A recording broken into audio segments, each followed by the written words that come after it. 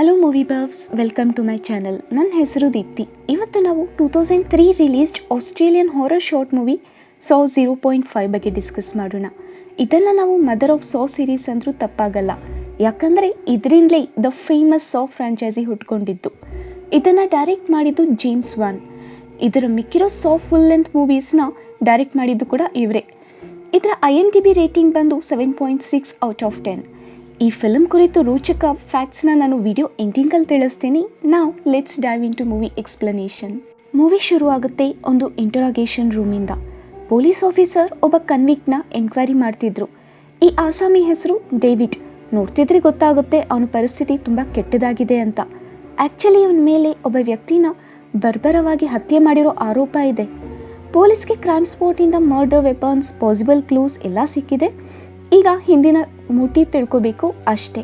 ಹಾಗಾಗಿ officer ಡೇವಿಡ್ನ ಒತ್ತಾಯಿಸ್ತಾರೆ. David ಹೇಳ್ತಾನೆ, ಈ ಕೊಲೆ ತಾನು ಯಾವುದೋ ಗ್ರಜ್ಜಿಂದ ಮಾಡಲಿಲ್ಲ, ಒತ್ತಾಯದಿಂದ ಮಾಡಿದೆ.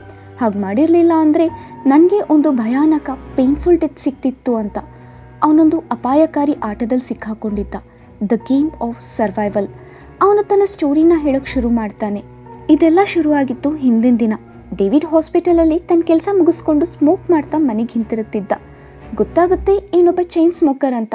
ಅವನ ಕಲಿಗೆ ವಾರ್ನ್ ಮಾಡ್ತಾಳೆ, ಇದೇ ಹ್ಯಾಬಿಟ್ ಒಂದಿನ ಪ್ರಾಣ ತೆಗೆಯುತ್ತೆ ಅಂತ. ಆದರೆ ಡೇವಿಡ್ ಇದನ್ನೆಲ್ಲ ಕಿವಿಗೆ ಹಾಕ್ಕೊಳ್ಳಲ್ಲ. ಅವನ ಪ್ರಕಾರ ಈ ಲೈಫ್ ಓವರ್ ರೇಟೆಡ್. ಹೇಳೋದೇನೋ ಹೇಳಿಬಿಟ್ಟ, ಆದರೆ ಅವನು ಕನಸಲ್ಲೂ ಊಹಿಸ್ಕೊಂಡಿರಲಿಲ್ಲ ಇನ್ನು ಸ್ವಲ್ಪ ಹೊತ್ತಲ್ಲೇ ಅವನ ಲೈಫ್ ಹೇಗೆ ತಲೆ ಕೆಳಗಾಗುತ್ತೆ ಅಂತ. ನಾವು ನೋಡ್ತೀವಿ, ಡೇವಿಡ್ ಎಲಿವೇಟರ್ ಬಟನ್ ಪ್ರೆಸ್ ಮಾಡಿ ಎಲಿವೇಟರ್ಗಾಗಿ ವೆಯ್ಟ್ ಮಾಡ್ತಾ ನಿಂತಿದ್ದ. ಅಷ್ಟರಲ್ಲೇ ಯಾರೋ ಅವನ ಹೆಗಲನ್ನ ಹಿಂದ್ಗಡೆಯಿಂದ ತಡ್ತಾರೆ. ಡೇವಿಡ್ ಹಿಂದೆ ತಿರುಗಿ ನೋಡೋಷ್ಟರಲ್ಲೇ ಯಾರೋ ಅವನ ತಲೆಗೆ ಹೊಡಿತಾರೆ. ಇದರಿಂದ ಡೇವಿಡ್ ಅಲ್ಲಿ ಅನ್ಕಾನ್ಷಿಯಸ್ ಆಗಿ ಬೀಳ್ತಾನೆ. ಅವನಿಗೆ ಎಚ್ಚರ ಆದಾಗ ಅವನೊಂದು ಅರೆಕತ್ತಲೆ ರೂಮಲ್ಲಿದ್ದ.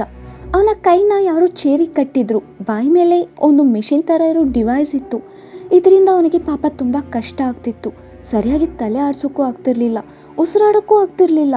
ಅದರ ಜೊತೆಗೆ ಆ ಡಿವೈಸ್ ಅಂತೂ ಅವನ ಚರ್ಮನ ಹರಿದು ಒಳಗೆ ಹೋಗೋ ಥರ ಇತ್ತು. ಅವನಿಗೆ ಅರ್ಥ ಆಗಲ್ಲ, ಅವನ ಜೊತೆ ಯಾರು ಹೀಗೆ ಮಾಡೋಕ್ಕೆ ಸಾಧ್ಯ, ಇಷ್ಟು ದ್ವೇಷ ಯಾರಿಗಿದೆ. ಡೇವಿಡ್ ತುಂಬಾ ಪ್ಯಾನಿಕ್ ಆಗಿದ್ದ.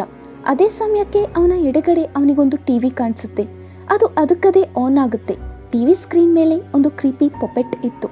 ಅದರ ಹಿಂದೆ ಅವನ ಟಾರ್ಮೆಂಟರ್ ಅಡಕ್ಕೊಂಡು ಮಾತಾಡ್ತಿದ್ದ. ಈ ಪೊಪೆಟ್ ಡೇವಿಡ್ಗೆ ಹೇಳುತ್ತೆ, ಡೇವಿಡ್, ನಿನಗೆ ನಾನು ಗೊತ್ತಿಲ್ಲದೆ ಇರ್ಬೋದು, ಆದರೆ ನನಗೆ ನೀನು ಚೆನ್ನಾಗಿ ಗೊತ್ತು. ಬಾ, ಒಂದು ಆಟ ಆಡೋಣ. ನಿನ್ನ ಮುಖದ ಮೇಲಿರೋ ಈ ಡಿವೈಸ್ ಒಂದು ಜಾ ಸ್ಪ್ಲಿಟರ್. ಇದನ್ನು ನೀನು 60 ಸೆಕೆಂಡ್ಸಲ್ಲಿ ತೆಗ್ದಿಲ್ಲ ಅಂದರೆ ಇದು ನಿನ್ನ ಮುಖಾನೇ ಅರ್ಧವಾಗಿ ಸೀಳುತ್ತೆ. ಇದನ್ನು ತೆಗಿಬೇಕಂದ್ರೆ ಕೀ ಬೇಕು. ಈ ಪಪೆಟ್ ಡೇವಿಡ್ಗೆ ಕೀ ಇರೋ ಲೊಕೇಶನ್ ಕೂಡ ಹೇಳುತ್ತೆ. ಇದೇ ರೂಮಲ್ಲಿ ಒಂದು ಶವ ಇದೆ. ಡೇವಿಡ್ ಆ ಶವದ ಹೊಟ್ಟೆ ಬಗೆದು ಅದರಲ್ಲಿರೋ ಕೀ ತೊಗೊಂಡು ಆ ಡಿವೈಸ್ನ ಓಪನ್ ಮಾಡಬೇಕು. ಹೌದು, ಇದೆಲ್ಲ ವಿತಿನ್ 60 ಸೆಕೆಂಡ್ಸಲ್ಲೇ ಮಾಡಬೇಕು. ಇಲ್ಲಾಂದರೆ ಏನಾಗುತ್ತೆ, ಅದರ ಡೆಮಾನ್ಸ್ಟ್ರೇಷನ್ ಕೂಡ ಆ ಪಪೆಟ್ ತೋರಿಸುತ್ತೆ. ಇದನ್ನು ನೋಡಿ ಅವನು ಇನ್ನೂ ಹೆದರ್ಕೋತಾನೆ. ಈಗ ಡಿಸಿಷನ್ ಡೇವಿಡ್ ಕೈಯಲ್ಲಿದೆ, ಡೂ ಆರ್ ಡೈ. ಅಫ್ಕೋರ್ಸ್ ಅವನೀಗ ಸಾಯೋಕ್ಕೆ ರೆಡಿ ಇರಲಿಲ್ಲ. ಹಾಗಾಗಿ ತನ್ನ ಎಲ್ಲ ಶಕ್ತಿ ಹಾಕಿ ತನ್ನ ಕೈನ ಬಿಡಿಸ್ಕೋತಾನೆ. ಅವನು ಆ ಚೇರಿಂದ ಎದ್ದೇಳ್ತಿದ್ದ ಹಾಗೆ ಆ ಡಿವೈಸ್ಗೆ ಇದ್ದ ಒಂದು ಪಿನ್ ಕಳಚಿ ಕೆಳಗೆ ಬೀಳುತ್ತೆ. ಇದರಿಂದ ಡಿವೈಸ್ನ ಟೈಮರ್ ಆನ್ ಆಗುತ್ತೆ. ಡೇವಿಡ್ಗೆ ಟೆನ್ಷನಿಂದ ಹುಚ್ಚಿಡಿತಿತ್ತು. ಅವನಿಗೆ ಡೆಡ್ ಬಾಡಿ ಸಿಗುತ್ತೆ. ಆದರೆ ಇದು ಡೆಡ್ ಬಾಡಿ ಅಲ್ಲ, ಒಬ್ಬ ಜೀವಂತ ವ್ಯಕ್ತಿ. ಆ ವ್ಯಕ್ತಿ ಪ್ಯಾರಲೈಸ್ಡ್ ಆಗಿದ್ದ. ನೋಡ್ತಿದ್ದ ಹಾಗೆ ಆ ವ್ಯಕ್ತಿಗೆ ಎಚ್ಚರ ಆಗುತ್ತೆ. ಡೇವಿಡ್ಗೆ ಏನೋ ಹೇಳೋಕೆ ಪ್ರಯತ್ನ ಪಡ್ತಿದ್ದ, ಆದರೆ ಹೇಳೋಕ್ಕಾಗ್ತಿರ್ಲಿಲ್ಲ. ಪಾಪ ಕಣ್ಣಿನ ಸನ್ನೆಯಿಂದಲೇ ತನ್ನ ಕೊಲ್ಲದೆ ಇರೋಕೆ ತುಂಬ ರಿಕ್ವೆಸ್ಟ್ ಮಾಡ್ತಾನೆ. ಡೇವಿಡ್ಗೂ ಪಾಪ ಅನಿಸುತ್ತೆ. ಆದರೆ ಡಿವೈಸ್ಗಿದ್ದ ಶಾರ್ಪ್ ಆಬ್ಜೆಕ್ಟ್ಸ್ ಅವನ ಸ್ಕಿನ್ ಒಳಗೆ ನಿಧಾನವಾಗಿ ಹೋಗ್ತಿತ್ತು.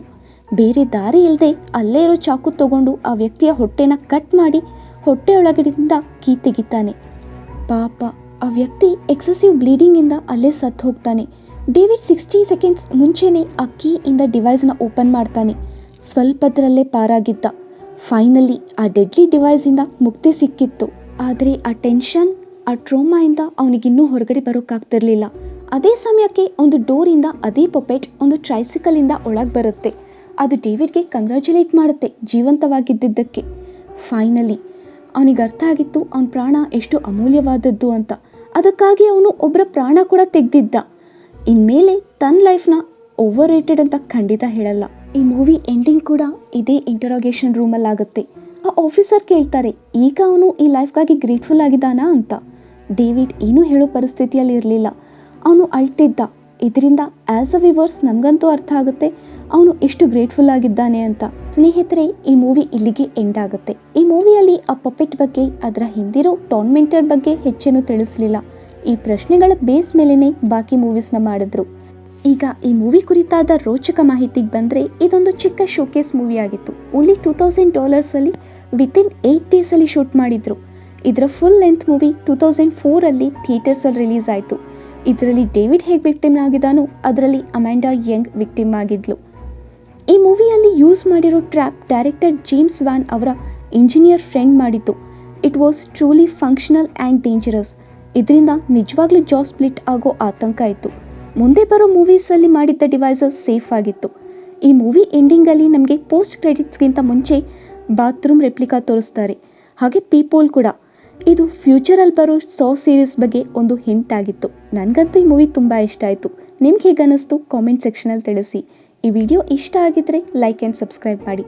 ಮತ್ತೆ ಸಿಗೋಣ, ಅಲ್ಲಿವರೆಗೂ ಜೋಪಾನ. ಬಾಯ್.